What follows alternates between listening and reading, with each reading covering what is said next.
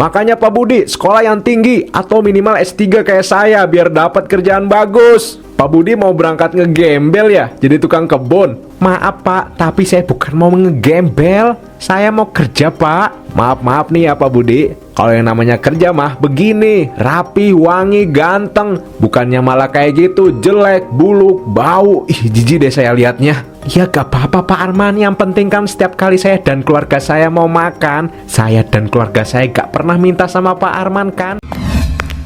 Pak Edo, perkenalkan, ini adalah dosen baru untuk Fakultas Ekonomi, namanya Pak Arman. Pak Arman, ini namanya Pak Edo, pimpinan Dekan Fakultas Ekonomi. Perkenalkan, nama saya Dr. Arman Susilo, SEME. Saya meraih ketiga gelar itu dengan predikat cum laude. Pak Arman ini sangat terkenal di kalangan para rektor kampus. Pak Arman ini memang seseorang yang sangat cerdas. Bahkan ia berhasil menempuh pendidikan hingga tingkat tertinggi hanya dengan beasiswa saja. Dia merupakan lulusan universitas ternama. Makanya saya mengangkatnya sebagai dosen di Universitas Negeri Sipira ini, Pak Edo. Oh iya Pak Hamzah, selamat bergabung di Universitas Negeri Sipira ya Pak Arman. Kalau Pak Edo ini pendidikannya sampai mana Pak? Oh saya mah cuma sampai Magister Ekonomi saja Pak Arman. Saya tidak sehebat Pak Arman. Oh cuma Magister Ekonomi. Saya kira sekelas dekan di sini minimal udah profesor. Ternyata belum ya. Bahkan pendidikannya aja masih di bawah saya.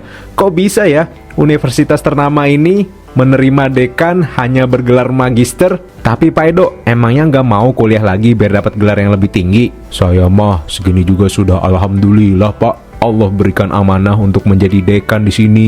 Bahkan para mahasiswa di sini juga sangat menghormati saya sebagai dosen sekaligus dekan mereka. Iya Pak Arman. Karena Pak Edo ini juga salah satu dosen terbaik di kampus ini. Bahkan Pak Edo menjadi dosen favorit mahasiswanya. Oh begitu ya. Ya udah kalau gitu saya mau keliling kampus ini dulu ya. Saya ingin melihat-lihat. Mari saya temani Pak Arman. Oh iya boleh.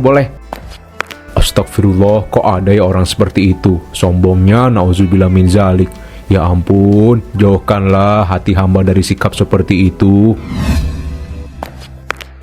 Aduh, gimana sih kamu ngepel? Bukannya hati-hati, jadi kotor kan celana saya? Loh Pak, kan tadi bapaknya sendiri yang nyenggol embel-embelannya. Kok bapaknya malah nyalahin saya sih Pak? Dasar orang bodoh, tidak berpendidikan. Kelihatan banget kan bodohnya. Kelihatan banget kalau nggak pernah makan bangku sekolah tuh begitu. Loh Pak, kan emang saya nggak makan bangku. Soalnya kan saya manusia bukan rayap. Masa iya sih manusia makan kursi? Kamu dengerin ya. Pantesan aja kamu sampai tua begini cuma jadi babu. Dikasih tahu kalau dirinya salah malah nyolot. Dasar ya kamu ini. Susah sih emang ngomong sama orang yang tidak berpendidikan. Astagfirullah Pak, hidup jangan terlalu angkuh. Jangan terlalu menyombongkan diri Pak. Kekuasaan, gelar, dan harta semuanya hanya titipan. Jangan terlalu angkuh Pak, apalagi kepada sesama manusia. Takutnya nanti butuh, bapaknya malu sendiri loh. Kamu tidak usah ceramain saya ya. Saya ini lebih pintar. Saya ini lebih tahu dalam segala hal daripada kamu.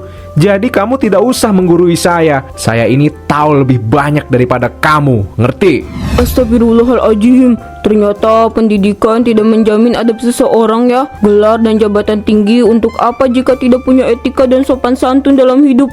Ya Allah, semoga Pak Arman itu diberi kesadaran dan dibukakan pintu hatinya agar dia sadar bahwa kesombongan dan keangkuhannya itu bisa menghancurkan karirnya. Ya udahlah, aku lanjut bersih-bersih dulu, gak usah didengerin.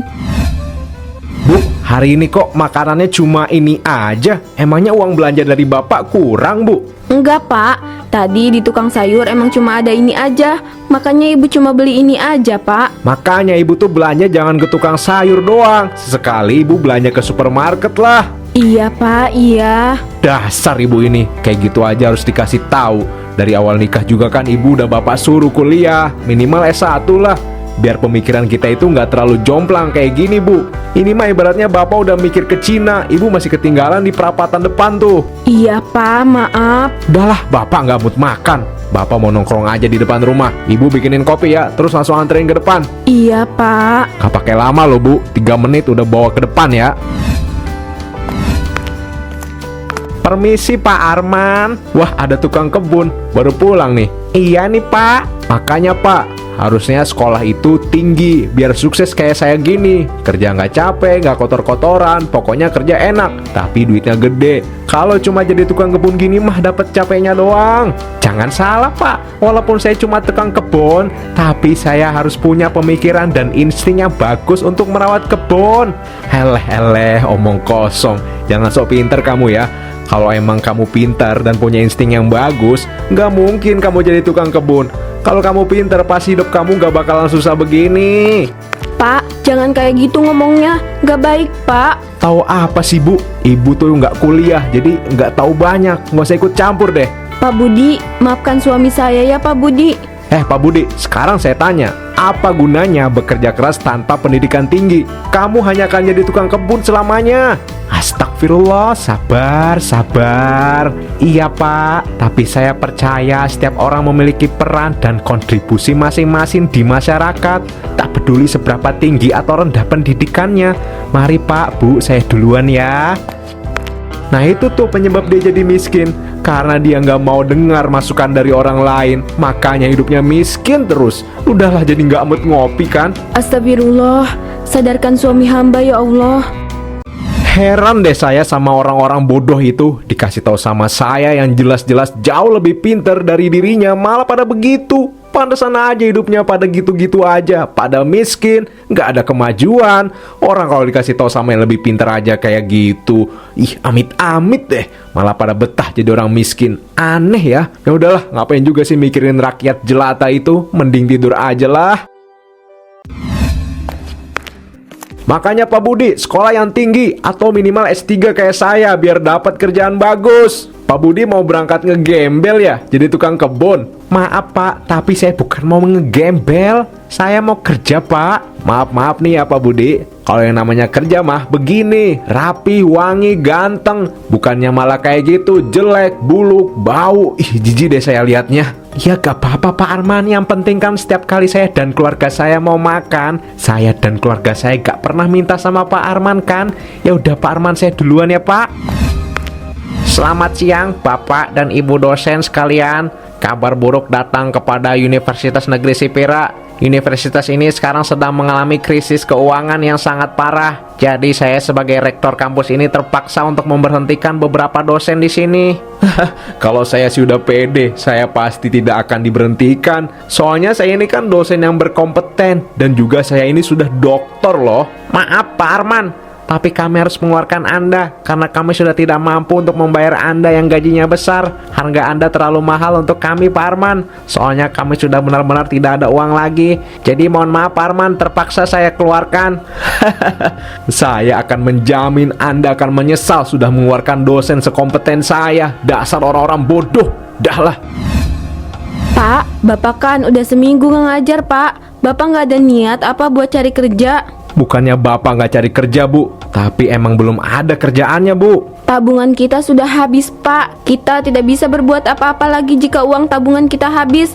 Beras dan bahan makanan semuanya habis Pak. Ya udah, kalau Bapak belum ada uang dan belum ada kerjaan, Ibu cari utang dulu ke warung ya Pak. Iya Bu. Ya Allah, apa ini semua teguran untukku ya? Kesombonganku dulu sepertinya sudah mulai mendatangkan karmanya. Aku tak memiliki banyak teman atau jaringan yang mau membantuku sekarang. Cari kerja kok susah ya, padahal aku ini dokter loh. Apa yang harus aku lakukan ya? Pak Budi, walaupun tidak memiliki pendidikan yang tinggi dan tidak memiliki gelar, tapi Pak Budi memiliki pekerjaan tetap. Apa terpaksa ya aku harus bekerja sebagai tukang kebun seperti dia? Tapi aku malu, gelarku begitu banyak. Udahlah, untuk apa malu? Daripada istriku nggak bisa makan. Ya udahlah, aku ke rumah Pak Budi dulu deh nanyain kerjaan. Barangkali di tempatnya ada lowongan kan, lumayan. Permisi Pak Budi, maaf, saya mau nanya nih, apa di tempat kerja Pak Budi ada lowongan nggak? Saya mau kerja Pak. Loh, saya nggak salah dengar Pak Arman. Kenapa nih Pak Arman? Ya saya mau cari penghasilan untuk bertahan hidup Pak. Universitas tempat saya kerja sedang krisis keuangan, jadi saya di PHK Pak. Oh, kalau emang Pak Arman mau, ada kok lowongan di tempat kerja saya. Besok kita berangkat sama-sama ya. Iya Pak Budi, terima kasih ya. Alhamdulillah ya Allah, kau memberikan pekerjaan kepadaku. Dulu aku memandang rendah profesi tukang kebun ini, tapi sekarang aku malah jadi seorang tukang kebun. Dunia memang selalu berputar, Pekerjaan yang dulu selalu aku hina-hina ternyata berat juga ya. Dulu aku bekerja di dalam ruangan yang ber-AC, tapi sekarang tiap hari aku harus bekerja di bawah terik matahari, mengurus tanaman, dan membersihkan lingkungan. Meski berat, pekerjaan ini memberiku pelajaran berharga tentang kerendahan hati dan menghargai setiap pekerjaan. Tapi gimana pun juga, aku harus bersyukur atas pekerjaanku sekarang. Setidaknya aku bisa bertahan hidup dari profesi ini.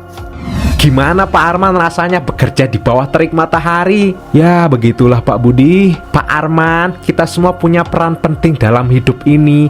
Jangan merasa rendah diri dengan pekerjaanmu sekarang. Yang penting kita melakukan pekerjaan kita dengan ikhlas dan sebaik-baiknya. Pak Budi, rasanya aku sangat tertampar dengan perkataanmu barusan. Sekarang aku sadar betapa sombongnya aku selama ini. Saya minta maaf ya Pak Budi. Saya sangat berterima kasih kepada Pak Budi atas pelajaran berharga yang saya dapatkan. Mulai sekarang saya akan bekerja dengan sepenuh hati dan penuh kerendahan hati. Meskipun hidupku tidak sebergengsi dulu, aku merasa lebih damai dan bahagia karena telah belajar menghargai setiap orang dan setiap pekerjaan. Sahabat Sipira semua, ketahuilah bahwa saling menghargai dengan orang lain adalah kunci kebahagiaan sejati. Sikap angkuh dan merendahkan hanya akan membawa kesengsaraan, sementara kerendahan hati akan membawa kedamaian dan kebahagiaan dalam hidup ya.